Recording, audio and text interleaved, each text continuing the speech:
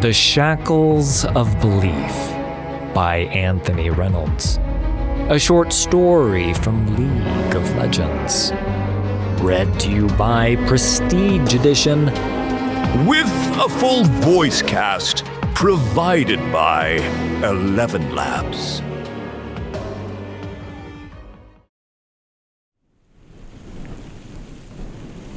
Thorva, Sister of Frost, hauled on her reins, dragging her hulking Druvisk to a halt alongside Scarmother Vrinna of the Winter's Claw.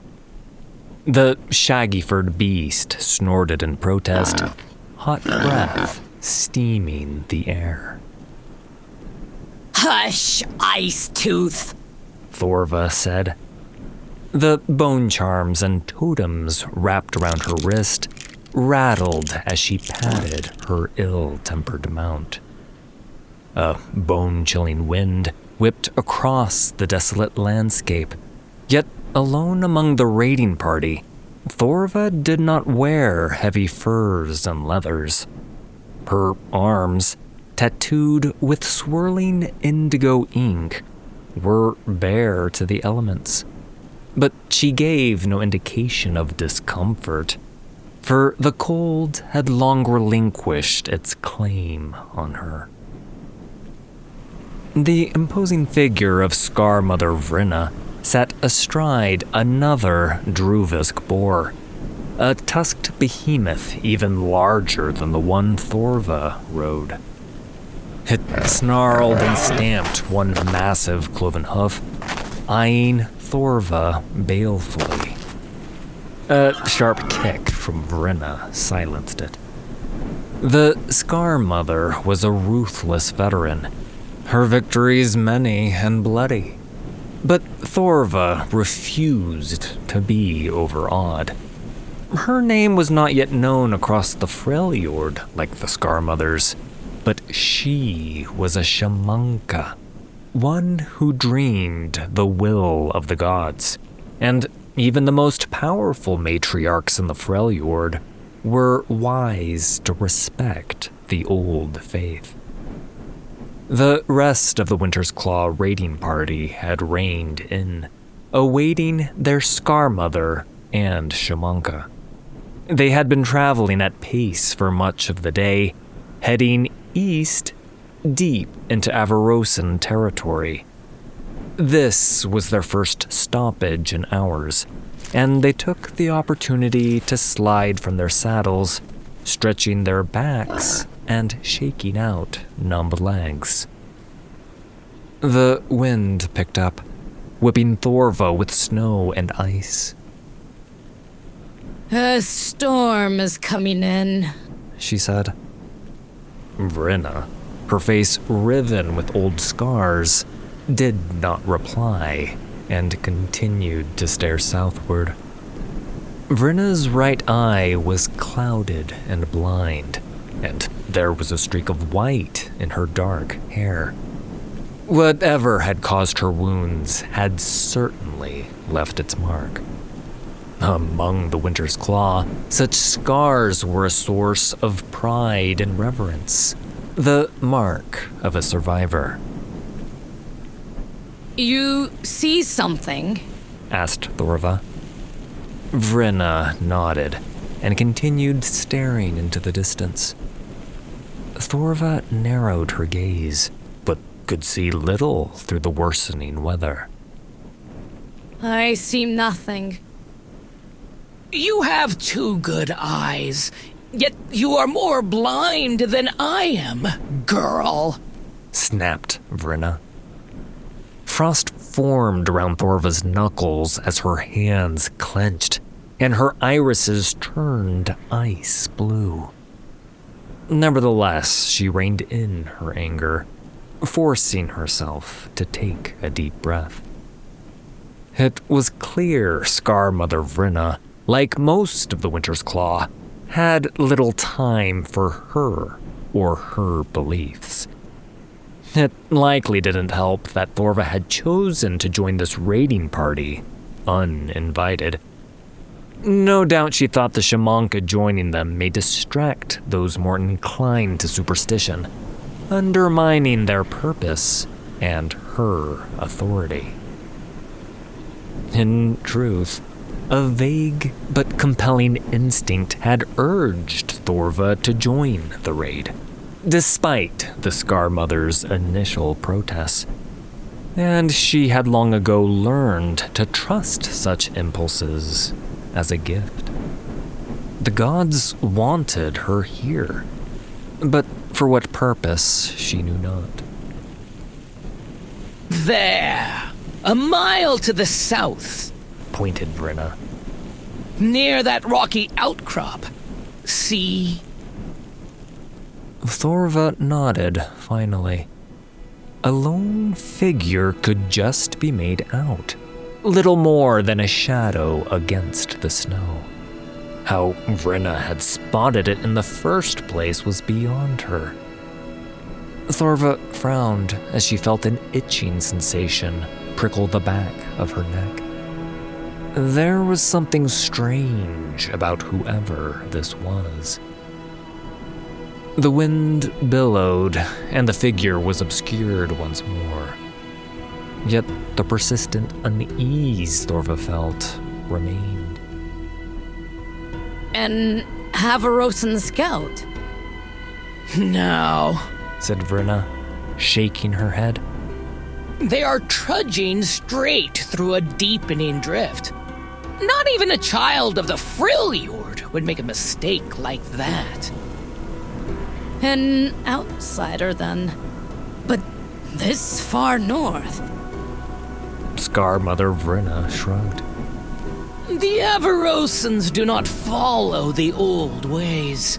They trade with Southerners, rather than simply taking from them. Perhaps this is one of those traders that has lost their way. Vrinna spat dismissively and hauled her Druvisk around to continue on. The other warriors followed her cue, turning the heavy, tusked heads of their own mounts back along the ridgeline to the east. Only Thorva remained, staring intently into the storm. They might have seen us. If they carry word of our presence, the Avarosans will be ready for us. That fool won't be telling anything to anyone, except perhaps whatever gods they worship in the beyond. Vrinna declared. This storm is worsening. They will be dead by nightfall. Come, we have lingered long enough. Still, there was something that bothered Thorva, and she remained on the edge of the ridge, looking back toward the lone outsider, though she could barely see more than a dozen paces now at best. Was this why she had been brought here? Girl, Snapped Vrinna. are you coming? Thorva looked at Vrinna, then back south. No. With a nudge, Thorva directed her Druvisk boar down the side of the ridge, allowing herself a satisfied smile as she heard Vrinna curse behind her. We go after her, yes? It was Brokvar Ironfist who spoke, the massive iceborn warrior who had been her champion and sometime lover for almost a decade. The gods will bring ruin upon our tribe if anything happens to her. Brokvar added. If forced to pick just one person in the Freljord to fight at her side, Vrinna would choose Brokvar. Half a head taller than the next biggest warrior under her command, he was strong enough to lift a Druvisk off the ground, and utterly dependable. He lived to fight, and he did it well. and he carried the broadsword Winter's Wail. That blade was legend among the Winter's Claw, and had been passed down between Iceborn for centuries. A shard of unmelting true ice was embedded in the hilt of Winter's Wail, and crackling hoarfrost coated its edge. Anyone who wasn't an Iceborn who tried to grasp it, Vrinna included, would suffer great pain, even death. If he had one flaw, it was his superstition. He saw portents and prophecy in everything from the flight patterns of ravens to the splatter of blood in the snow. And much to her distaste, he practically worshipped the ground where the self-righteous Shamanka walked. Worse, it seemed as if his overt reverence had rubbed off on the other warriors under her command. She saw several of them nodding in agreement and muttering under their breath. Against her better judgment, Vrinna signaled, and the raiding party swung around to follow the Sister of Frost. Scarmother Vrinna was right about one thing. Whoever the lone outsider was, they had less understanding of the Freljord than a child. Watching their exhausted progress through the deep snow, Thorva knew they would be dead within the hour if she simply turned and rode away. In truth, it was a minor miracle they had made it this far, for they were plainly ill-prepared for the harshness of the tundra, and lacked even the most basic understanding of navigating it safely. As she came closer, unaffected by the bitter wind whipping across the desolate landscape, she saw them stumble. Time and again, the outsider struggled vainly back to their feet, but it was obvious their strength was all but spent. The outsider seemed oblivious to Thorva's approach. She was closing the distance from outside the periphery of their vision, coming at them from the flank and slightly behind them. But not once did they turn. Thorva scanned her surroundings. If there were any Rhymefangs or other beasts stalking this outsider, now would be the time to strike. Seeing nothing, she pushed on. She was close enough now to make out more of the Outlander's appearance. It was a man she saw now, garbed in leathers and furs, though he did not wear them in the Freljordian manner. Foolishly, he carried no spear, axe, sword, or bow. Thorva shook her head. In the Winter's Claw, from the time one could walk, they were never without a blade. She herself had other, more arcane weapons at her disposal, yet even she had 3 blades on her at all times. Stranger still, the outsider dragged a pair of chains behind him, affixed to giant manacles of curious design, clamped around his wrists. It was far too late now, but Silas of Dregburn realized he had grossly underestimated the sheer overwhelming hostility of the Freljordian landscape.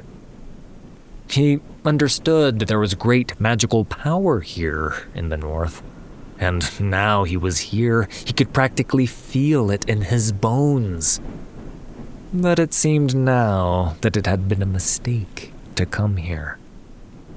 A dozen hand-picked mages had set out with him into the frozen north, but each had fallen, one after another, claimed by blizzards, hidden ravines, and savage beasts. He thought the main threat would have come from the barbarian Freljordians themselves, but so far he had not seen a single living soul in the weeks of travel. How anyone could live out here was beyond him. He thought they had prepared well, layering themselves in furs and wool, and loading up the heavy-furred oxen with food, firewood, weapons, and coin to barter with.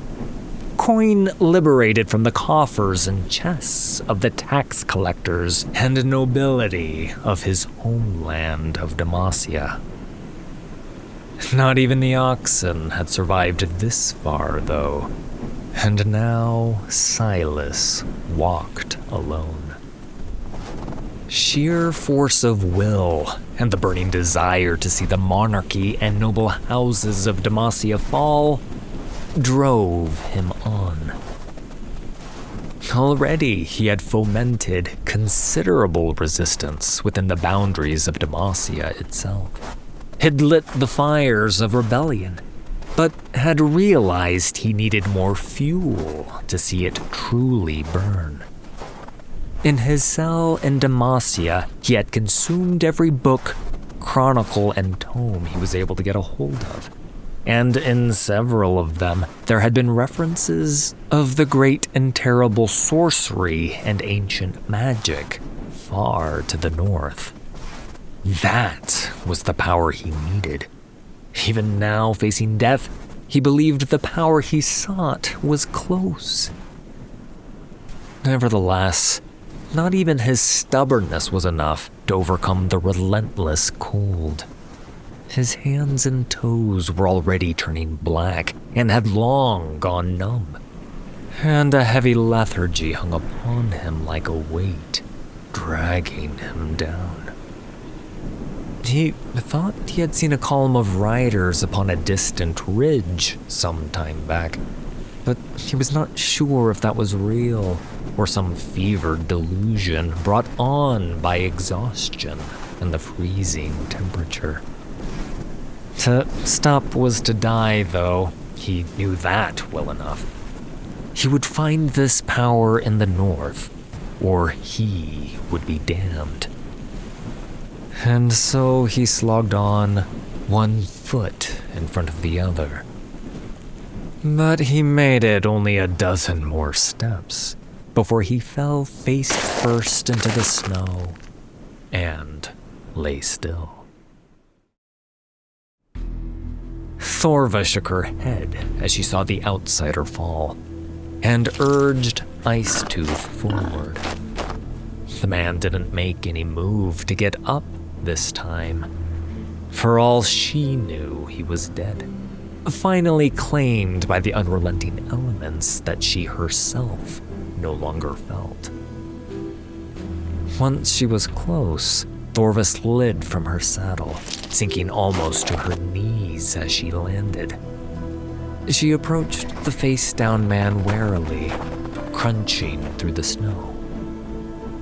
Again, she looked at his bonds curiously. If he was an escaped prisoner, where had he escaped from? While the Winter's Claw did not take prisoners, they did on occasion take thralls, though one that could not be tamed or beaten into service was just another mouth to feed. Thorva didn't think even the Avarosans would chain someone in this manner. Could he have escaped from the Southlands? Over the distant mountains? Grasping her staff in both hands, she prodded him. Getting no reaction, Thorva drove the base of her staff into the snow beneath the outsider and tried to lever him onto his front. It was a difficult task, for the immense manacles the man wore covered most of his forearms and were incredibly heavy. Grunting with the effort, she finally managed to turn him over. He flopped over lifelessly, and his furred hood fell back. His eyes were closed and sunken, and his lips tinged blue. Frost had formed on his brows, lashes, and his unshaven cheeks, and his dark hair, tied back in a loose ponytail, was similarly icy. Thorva allowed her gaze to be drawn to the shackles around his wrists.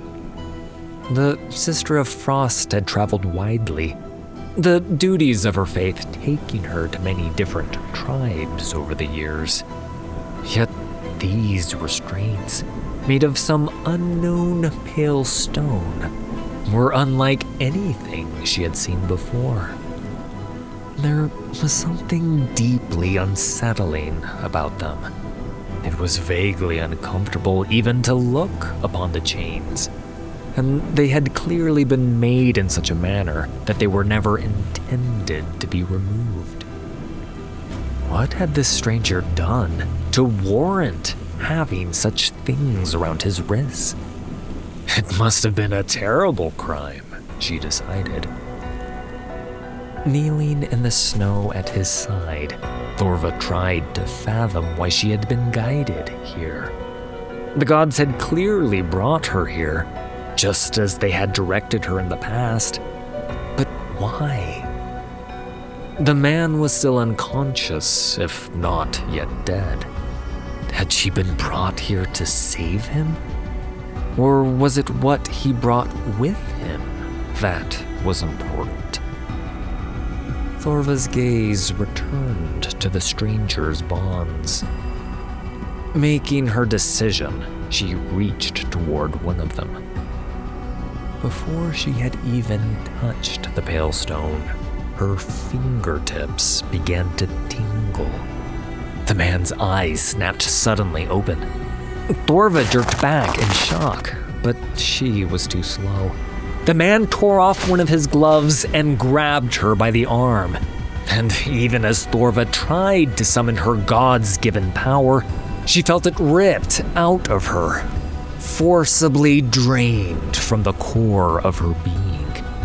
Her body was stricken with a sudden, incapacitating coldness, a sensation she had not felt in years. And she fell, unable to breathe, unable to move, unable to do anything.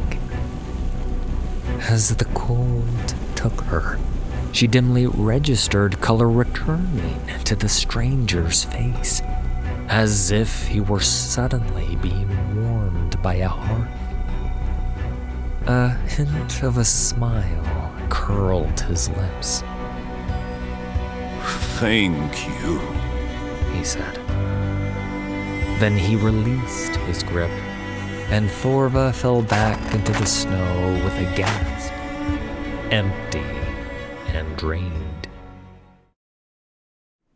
Vrinna cursed as she saw the shamanka fall, and kicked her Druvisk forward. With me! She roared, and the rest of the raiding party lurched into motion. The ground shook beneath their thundering charge, the sound akin to an avalanche. The outsider was kneeling alongside the Sister of Frost as the winter's claw powered through the snow toward him. Curiously, she saw the man shrug off his fur coat and drape it over the fallen shamanka, the gesture almost tender. He stood to face the earth-shaking approach of the winter's claw, dragging his chains behind him. Vrinna tightened her grip on her spear. Seeing the force bearing down on him, the stranger backed away from the fallen shamanka, who lay unmoving and pale on the snow. He held his hands up to show he bore no weapon, but that didn't matter to Vrinna. She had killed unarmed enemies in the past. Without having to give the signal, Vrinna's warriors fanned out wide to encircle him, cutting off any chance of escape. Wisely, he didn't try to run. After all, there was nowhere to run to. He turned on the spot, like the weakest of the herd, isolated by wolves. His gaze darted between the Freljordians arrayed against him. He was wary, yet he showed no sign of fear, which Vrenna could respect, at least. Having taken off his coat, the outsider's muscular arms were bare to the elements, but he appeared not to feel the cold at all. Curious, thought Vrenna. He was a tall man, but he was hunched slightly, the weight of the massive shackles bound to his arms clearly pulling on him. See to the sister, she ordered, not taking her eyes off the stranger. The stranger faced her as one of the raiders slid from his saddle and moved to the shamanka's side. I am Vritta, she declared. Scar Mother of the Winter's Claw, Shield Breaker, Woe Bringer. I am the Druvisk's Howl. Who are you, and why are you here? The man cocked his head to one side, responding in a tongue she could not comprehend. Vrenna cursed. You don't understand me, do you? Again, the man gave her a quizzical look. Silas, he replied, tapping his chest. Silas? Vrenna repeated. That's your name, Silas? The man simply repeated the word, tapping his chest again, and giving her a rakish smile. The Scar Mother muttered under her breath. She glanced over to the shamanka, lying lifeless and pale upon the snow. One of Vrenna's warriors knelt over Thorva, lowering his head to her chest to see if she was breathing. Is she dead? She called. She's half frozen, but she lives. Came the reply. At least for now. The Freljordian warriors muttered under their breaths. Half frozen? It was known that the Sister of Frost was inured to the cold, claimed to be a gift of the old gods. But now she was freezing, and this stranger to the Freljord, Silas, stood before them, his skin bare? Vrenna frowned, considering her options. She didn't put much faith in anything but steel, fire, and blood. But she knew her warriors, particularly Brockvar, would likely see this as some kind of omen. This is a waste of time, she muttered. Making her decision, she tightened her grip on her spear and nudged her mount forward. The man Silas raised a hand and yelled something in his weak southerner's tongue, but she ignored him. She would kill this fool and be on her way. Let me do it, growled Brockvar, riding at the Scar Mother's side.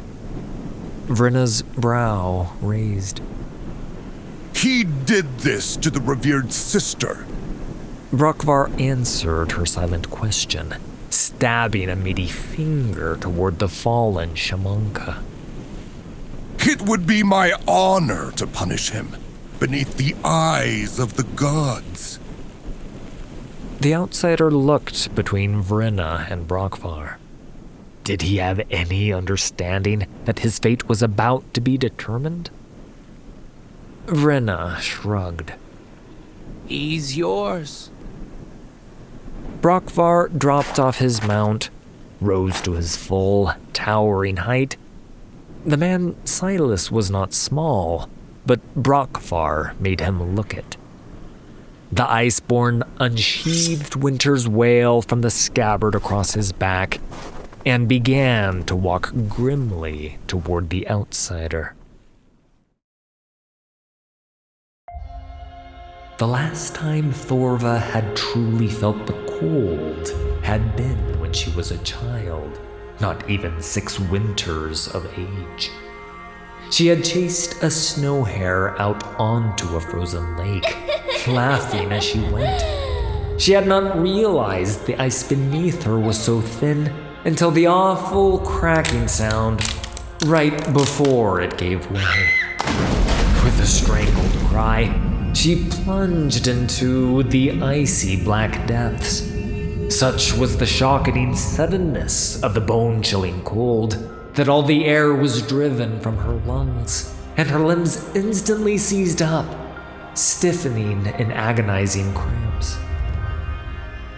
She'd been dead for long minutes before she was finally hauled out from under the ice, and the tribe's shaman breathed life back into her.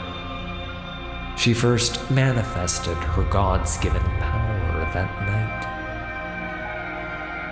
Sometimes, when a person is brought back from the realm beyond, they return changed, the shaman explained, shrugging. The gods, in their inscrutable wisdom, have blessed you.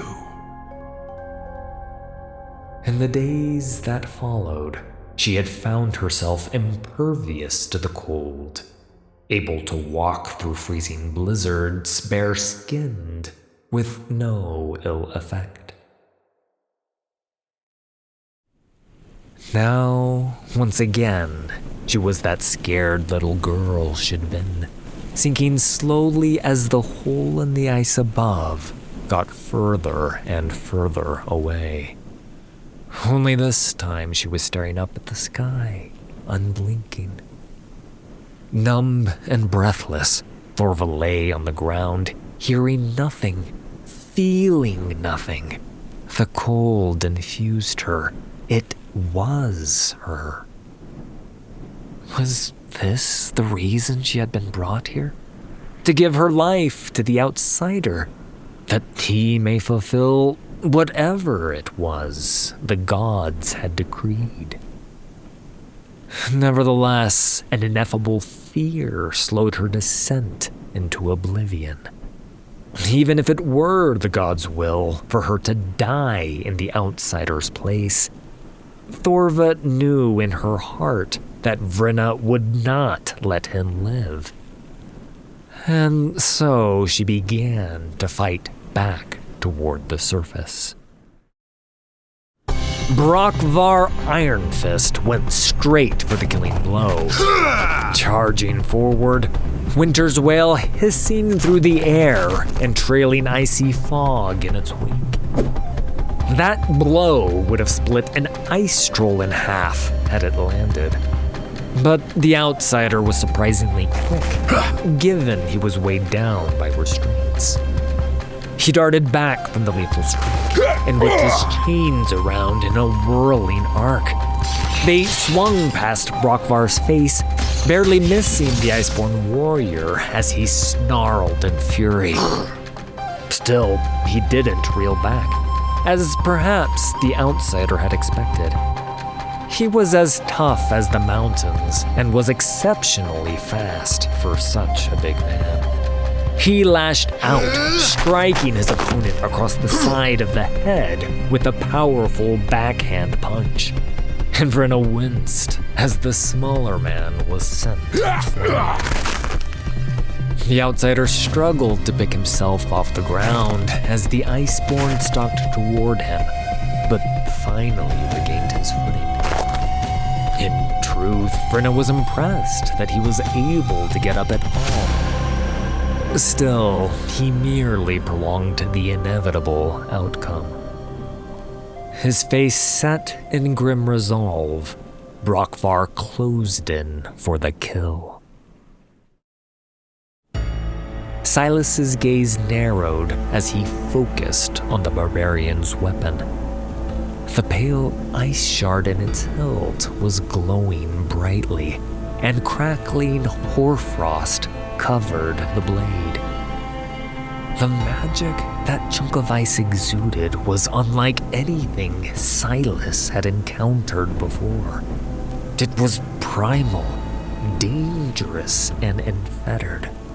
Silas could feel it on his skin, a frisson of power that was almost intoxicating. The woman's power had revived him, driving the cold from his limbs and the blackness from his fingers. But this was a power far older. If he could just get his hands on it. With a roar, Silas stepped forward to meet the Freljordian. The outsider lashed at Brockvar, swinging his chains around in a flurry of arcs. The Iceborne was struck across his head, one chain from each side. The heavy links whipped around, and with a wrench, the Iceborne's helmet was torn off. Brockvar shook his long hair loose, spat blood into the snow, and continued his advance. The chains came around at him again, but the massive warrior was ready this time. He avoided the first of the strikes before stepping forward and lifting one arm, letting the chain whip around his massive forearm. Then he grabbed the metal links in his vice-like grip and yanked the smaller man toward him, straight into a swinging elbow. The blow crumpled the man, and he fell at Brockvar's feet. The Iceborne towered over him, Winter's Wail raised to deliver the killing blow. Wait! Do not kill him! Came a shout, and Brockvar paused. Vrinna whipped her head around, scowling to see the Sister of Frost, Thorva, rising unsteadily to her feet. She was deathly pale, and her lips blue, but she stomped forward, leaning heavily on her staff of office. What madness is this? Vrinna snarled. Not madness, Thorva said, leaning heavily upon her staff of office. It is the will of the gods. The giant barbarian was momentarily distracted, a look of confusion on his brutish face, and Silas saw his chance. Rising to a knee, he lashed out with one of his chains.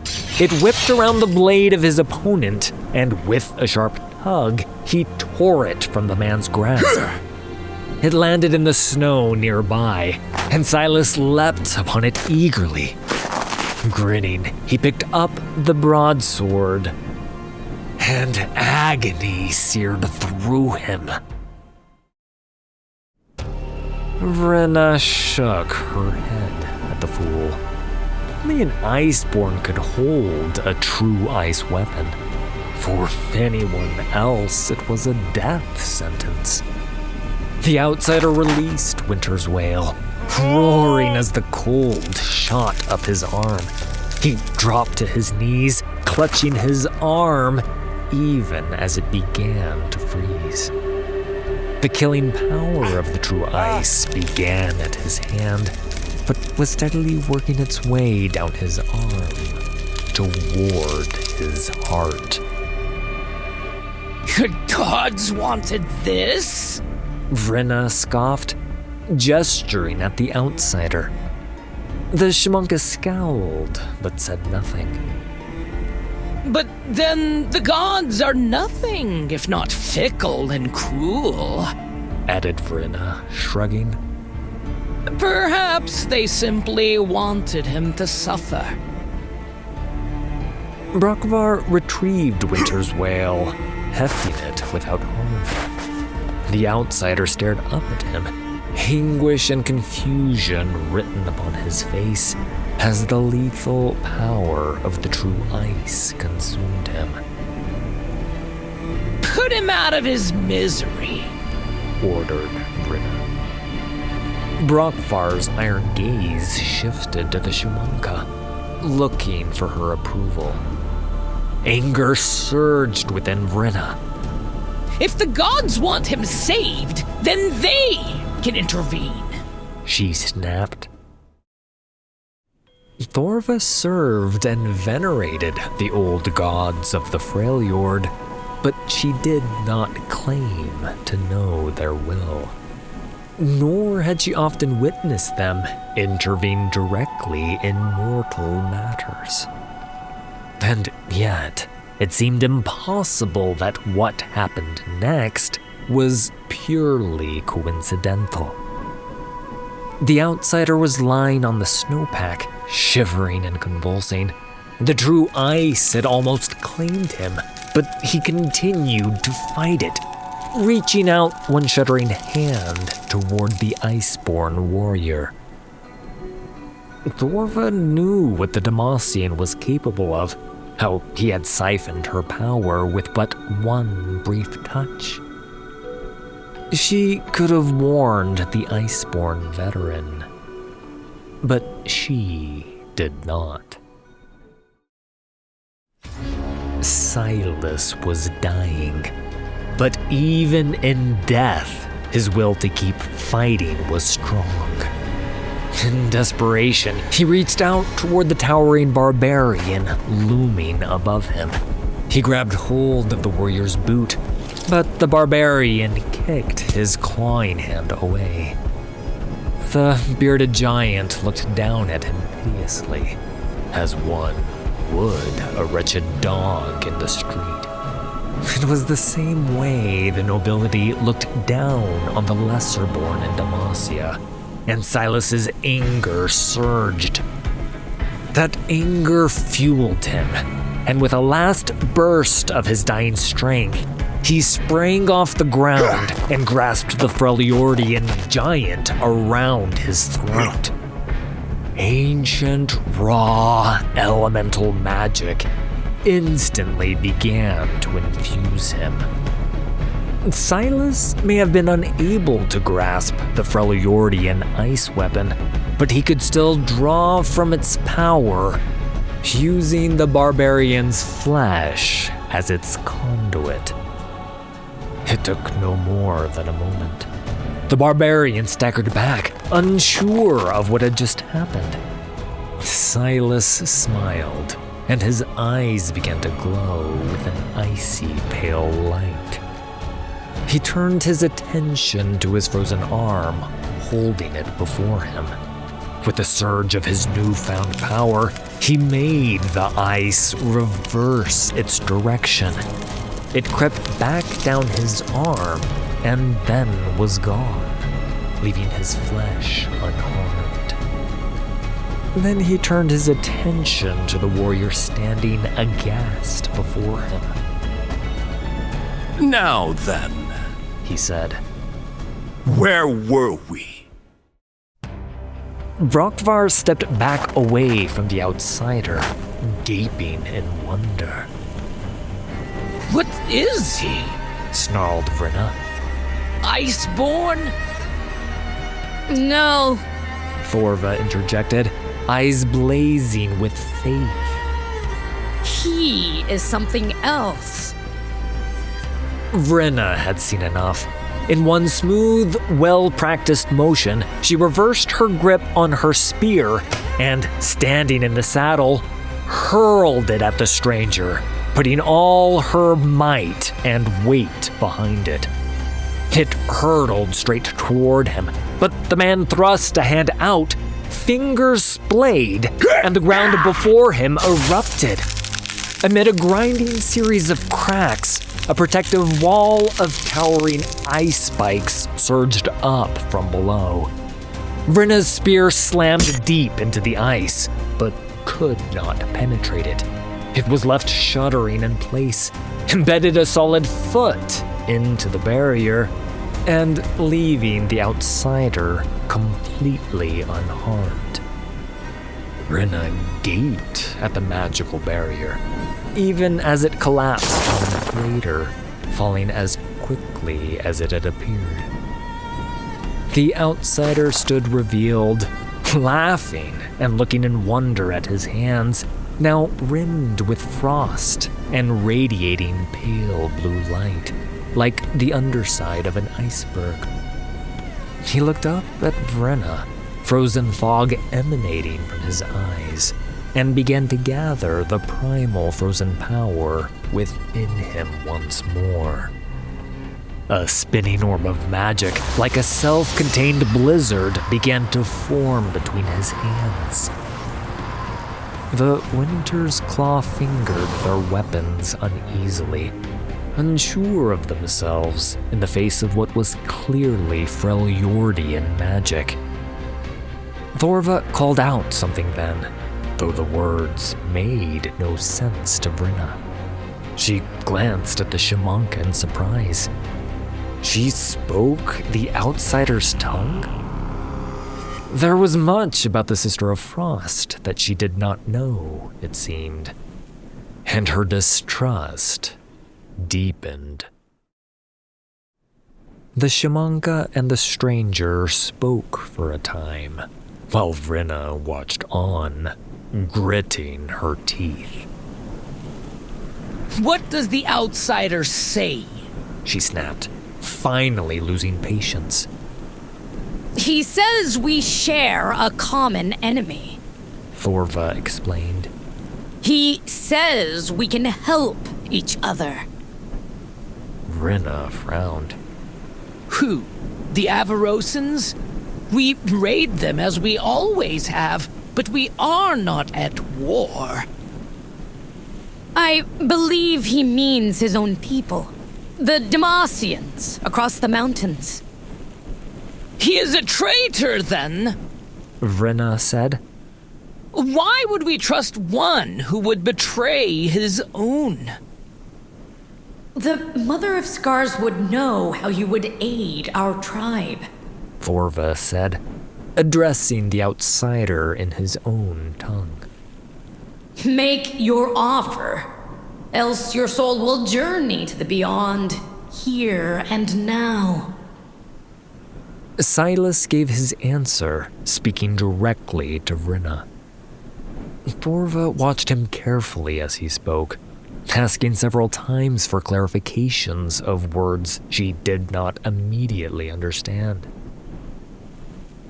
He says he knows hidden paths into his homelands. Paths known only to him, said Thorva. He speaks of the vast riches there, waiting to be claimed. Fields untouched by snow and filled with fat cattle. Streets that flow with gold and silver. The warriors of the Winter's Claw smiled and laughed among themselves at her words, and even Vrenna's eyes lit up. They lived a harsh existence, making the promise of easy pickings a tempting one. But still, some doubt lingered.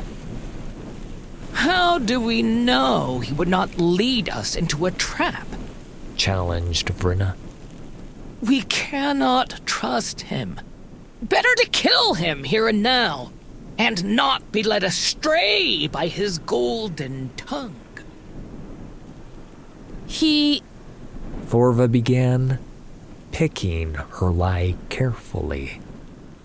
He says he had a vision, a dream that came to him of 3 Freljordian sisters. It was they who urged him to come here. The 3? Breathed Brockvar in reverence.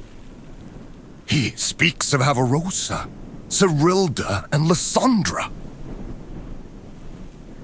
The other Winter's Claw warriors murmured in surprise and awe, many of them touching holy totems hanging around their necks. The 3 sisters were legends, the greatest and most honored warriors of the Freljord. They were the first of the Iceborn and had lived in the Age of Heroes long ago. Across much of the frozen north, They had come to be regarded as chosen ones, and many invoked their wisdom in times of strife, or begged their favor before battle. Vrinna glared, regarding Thorva sourly. Did the Scar Mother suspect her lie? Seeing Brokvar's rapturous wonder spread through the other gathered warriors, however, she realized it didn't matter. Thorva had known Vrinna's Iceborn champion would latch on to those words, that they would inspire his awe and his faith, and that his influence among the other warriors was strong. They would never allow the outsider to be killed out of hand now, no matter what order Vrinna gave. She allowed herself a slight smile of victory, though she was careful not to let Vrinna see it, as she considered the outsider. It was the god's will that this one lived. Thorva felt certain of it. She felt no guilt for lying to ensure that happened. He must prove himself before we would even consider trusting him. A wise move, Scar Mother. Nodded Thorva. What do you suggest? He will come with us on our raid, Declared Vrinna. If he fights well and makes a good account of himself, then perhaps we will hear more of what he proposes. More about these hidden paths into Demacia. But he will be your responsibility. It will be up to you to control him. And if he turns on us, it will be on your head. Thorva nodded and turned to the outsider. Fight with us. Prove to the Mother of Scars your worth, She said. Fight strong, and you may live to have your alliance. Those final words elicited a broad smile from the outsider. Thorva appraised him, giving him a look from head to toe. He was handsome for a southerner, a little lean for her tastes, but he was clever, and there was power in him. She leveled a finger at him. But never touch me again, She warned. The outsider smiled wryly. Not without your permission. He replied, and Thorva turned away so he did not see her smile. What does he say? Demanded Vrinna. He agrees to your terms, Scar Mother. Called Thorva. Good. Then let us move, Said Vrinna. We raid!